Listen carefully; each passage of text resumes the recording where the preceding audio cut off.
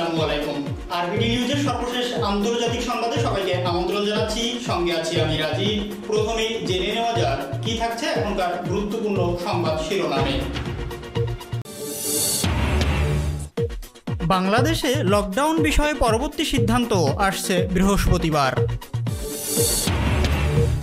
আন্তর্জাতিক মঞ্চে মিয়ানমারের জান্তা বিরোধী লড়াই। বৈঠক করলেন ইরান ও পাকিস্তানের নৌ কমান্ডার, আঞ্চলিক সহযোগিতা জোরদার।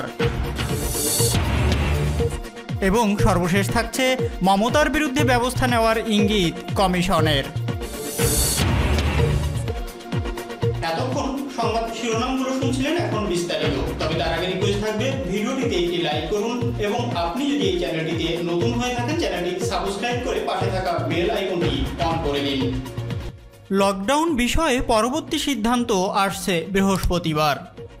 করোনা সংক্রমণ নিয়ন্ত্রণে লকডাউন সহ অন্যান্য বিধিনিষেধের বিষয়ে আগামী বৃহস্পতিবার অর্থাৎ 8ই এপ্রিল পর্যালোচনা করে পরবর্তী সিদ্ধান্ত নেওয়া হবে।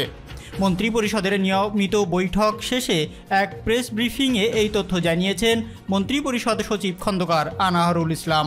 এর আগে রবিবার প্রকাশিত প্রজ্ঞাপনে আগামী 11ই এপ্রিল পর্যন্ত বিধিনিষেধ জারি করা হয়। প্রধানমন্ত্রী গণভবন থেকে ভার্চুয়ালি মন্ত্রিপরিষদের বৈঠকে যোগ দেন, আর মন্ত্রীরা সচিবালয়ে মন্ত্রিপরিষদ কক্ষে ছিলেন।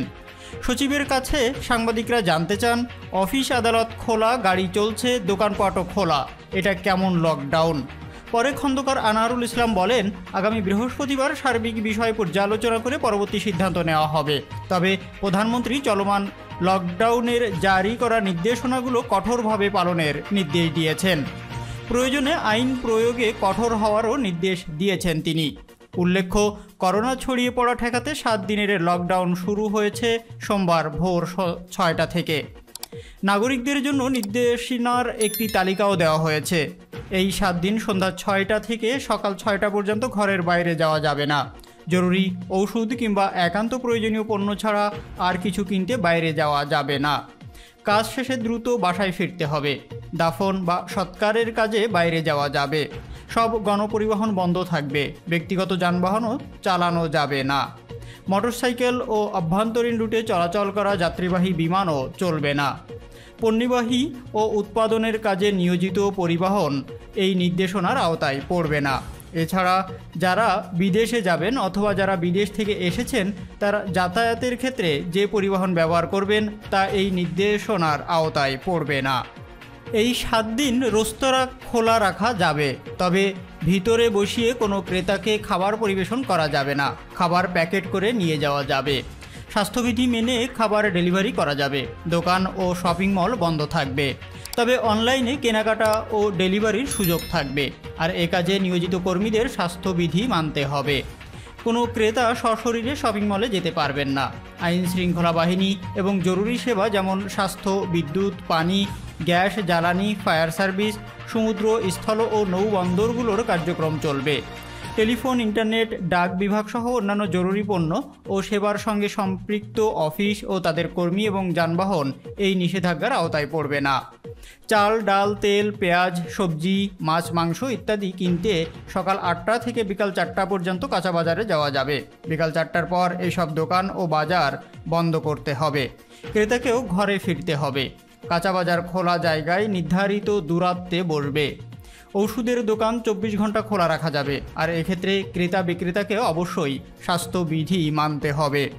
ওষুধের দোকানে একসঙ্গে একজনের বেশি ক্রেতাকে প্রবেশ করতে দেওয়া যাবে না, তবে দোকানের আয়তনের উপর ভিত্তি করে 2 জন ঢুকতে পারবেন, এর বেশি নয়। জরুরি কাজের জন্য সরকারি, আধা সরকারি, বেসরকারি, স্বায়ত্তশাসিত ও আদালত খোলা থাকবে, তবে জরুরি কাজের জন্য যাদের প্রয়োজন তাদেরই অফিসে আনার ব্যবস্থা করতে হবে।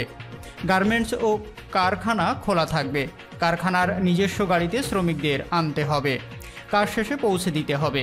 কারখানার গাড়ির ক্ষেত্রে এই নির্দেশনা প্রযোজ্য হবে না। কারখানার কাছাকাছি এলাকার শ্রমিকদের জন্য ফিল্ড হাসপাতাল স্থাপন করতে হবে। সেখানে চিকিৎসার ব্যবস্থা করতে হবে মালিকদের নিজ উদ্যোগে। ব্যবসা প্রতিষ্ঠানের লেনদেন চালাতে সারা দেশেই ব্যাংক খোলা থাকবে, তবে তা সীমিত সময়ের জন্য। 5 থেকে 11 এপ্রিল পর্যন্ত ব্যাংকিং লেনদেনের সময়সূচি সকাল 10টা থেকে দুপুর 12:30 পর্যন্ত নির্ধারণ করা হয়েছে।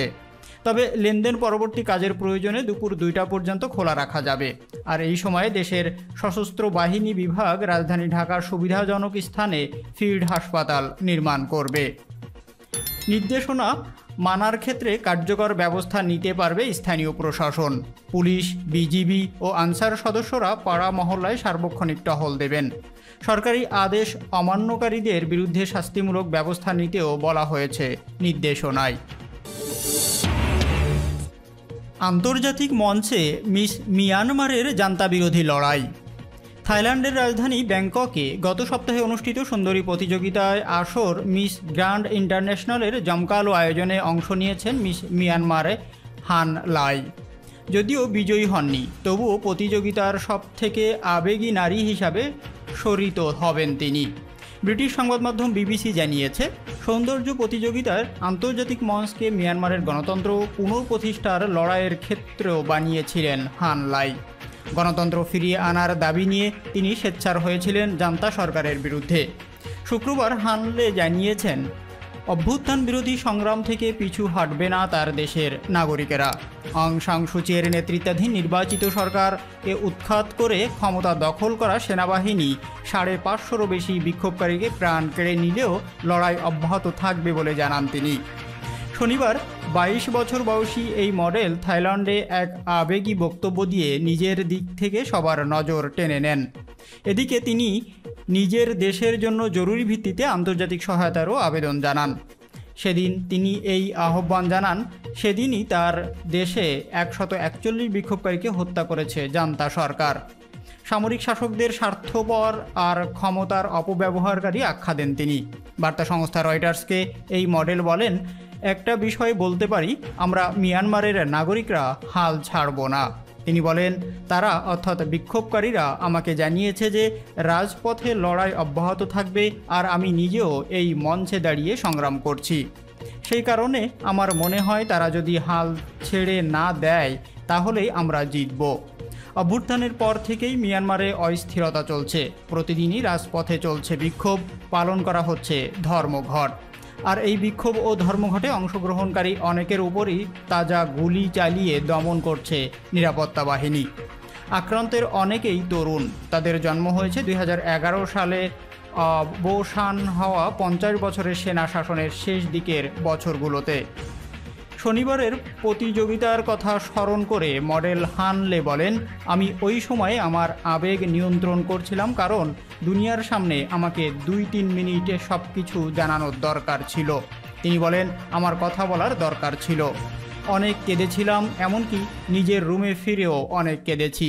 এখনও পর্যন্ত মিয়ানমারের কথা বলতে গেলেই আমার অনেক কান্না পাচ্ছে। হানলে জানান, তিনি তার প্রতিযোগিতার মনোনিবেশ করতে পারছিলেন না, আর নিজ দেশে দুর্ভোগে থাকা মানুষগুলোর জন্য তিনি অপরাধী ভাবছিলেন। তিনি বলেন, বিউটি কুইনদের সব সময় হাসতে হয়, প্রত্যেকের সঙ্গে খুব ব্যক্তিগতভাবে সংযুক্ত থাকতে হয়। আমি এখানে দৈনন্দিন কাজ করে গেলেও খুশি হতে পারছি না। মিয়ানমারে বহু মানুষ মারা যাচ্ছে। প্রতিযোগিতার প্রতিষ্ঠাতা নওয়াজ জানান, জান্তা সরকারের বিরুদ্ধে হানলের কথা বলার সিদ্ধান্ত নেওয়ার অর্থ হলো তাকে বিদেশেই থাকতে হবে। তিনি বলেন, এই মুহূর্তে তিনি যদি মিয়ানমারে ফেরত যান তাহলে তিনি বাড়ি ফিরবেন না, জেলে যাবেন। বৈঠক করলেন ইরান ও পাকিস্তানের নৌ কমান্ডার, আঞ্চলিক সহযোগিতা জোরদার। পাকিস্তানের নৌবহরের কমান্ডার অ্যাডমিরাল খান মাহমুদ আসিফ বন্দর আব্বাসে ইরানের নৌবাহিনীর আঞ্চলিক কমান্ডার রিয়ার অ্যাডমিরাল জাফর তাজাকুরের সঙ্গে বৈঠক করেছেন। এ সময় তারা সামরিক সম্পর্ক জোরদারের উপায় নিয়েও আলোচনা করেন। ইরানের নৌবাহিনীর অঞ্চল 1 এর কমান্ডার এ সময় বলেন, ভাষা ও সংস্কৃতির ক্ষেত্রে দুই দেশের মধ্যে অনেক মিল রয়েছে। এটি দুই দেশের নৌবাহিনীর যৌথ কর্মসূচি বাস্তবায়নে সহায়ক ভূমিকা পালন করবে। একই সঙ্গে তারা নৌ বাণিজ্যের উপরও গুরুত্ব আরোপ করেন। তিনি বলেন, দুই দেশের নৌবাহিনী তথ্য ও জ্ঞান বিনিময়ের লক্ষ্যে যেসব বৈঠক ও প্রশিক্ষণ তৎপরতা চালিয়েছে তা থেকে এ বার্তা স্পষ্ট যে হরমুজ প্রণালী এবং ভারত মহাদেশের উত্তরে কৌশলগত শান্তি ও নিরাপত্তা কেবল এই অঞ্চলের দেশগুলোর মাধ্যমেই নিশ্চিত হওয়া সম্ভব। এ সময় পাকিস্তানের নৌবহরের কমান্ডার অ্যাডমিরাল আসিফ বলেন, নৌবহরে আসা যাওয়ার মধ্য দিয়ে দুই দেশের সম্পর্ক আরও গভীর হচ্ছে। এই ধরনের সফর দুই দেশের মধ্যে অভিজ্ঞতা বিনিময়ে সহায়তার পাশাপাশি শক্তি ও সামর্থ্য বৃদ্ধি করছে। গত 3 এপ্রিল ইসলামী প্রজাতন্ত্র ইরানের বন্দর আব্বাজে নোঙ্গর করেছে পাকিস্তানের একটি নৌবহর, আর এতে রয়েছে নৌবাহিনীর 2টি জাহাজ। মমতার বিরুদ্ধে ব্যবস্থা নেওয়ার ইঙ্গিত কমিশনের। তথ্যগতভাবে ভুল ও ভিত্তিহীন অভিযোগ জানানোর কারণে পশ্চিমবঙ্গের মুখ্যমন্ত্রী ও তৃণমূল কংগ্রেস নেত্রী মমতা বন্দ্যোপাধ্যায়ের বিরুদ্ধে আইনগত ব্যবস্থা নেওয়ার ইঙ্গিত দিয়েছে ভারতের নির্বাচন কমিশন। রবিবার এক চিঠিতে তারা এই কথা জানায়। খবর প্রকাশ করেছে এনডিটিভি। গত 1 এপ্রিল নন্দীগ্রামে ভোট গ্রহণ অনুষ্ঠিত হয়েছে, কিন্তু সেখানে ভোট কারচুপির অভিযোগ এনে নির্বাচন কমিশনকে চিঠি পাঠান রাজ্য মুখ্যমন্ত্রী। আর সেই অভিযোগের তদন্ত সাপেক্ষে এমন বিবৃতি দিল কমিশন। কমিশনের চিঠিতে বলা হয়েছে, একজন প্রার্থী ও মুখ্যমন্ত্রী হওয়া সত্ত্বেও তিনি মিথ্যা তথ্য দিয়ে ভোটারদের ভুলভাবে পরিচালিত করছেন, যা বড় ধরনের নিয়ম বহির্ভূত কাজ।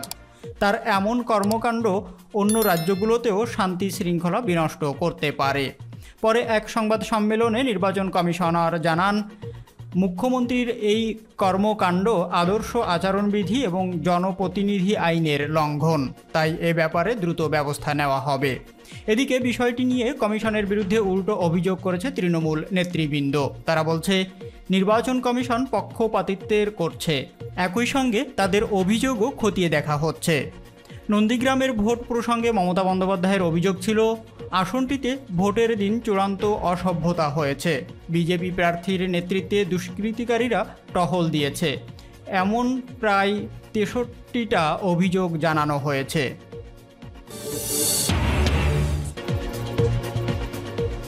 এতক্ষণ সঙ্গে থাকার জন্য ধন্যবাদ। দেখা হচ্ছে পরবর্তী ভিডিওতে। ততক্ষণ পর্যন্ত ভালো থাকুন, সুস্থ থাকুন। আল্লাহ হাফেজ।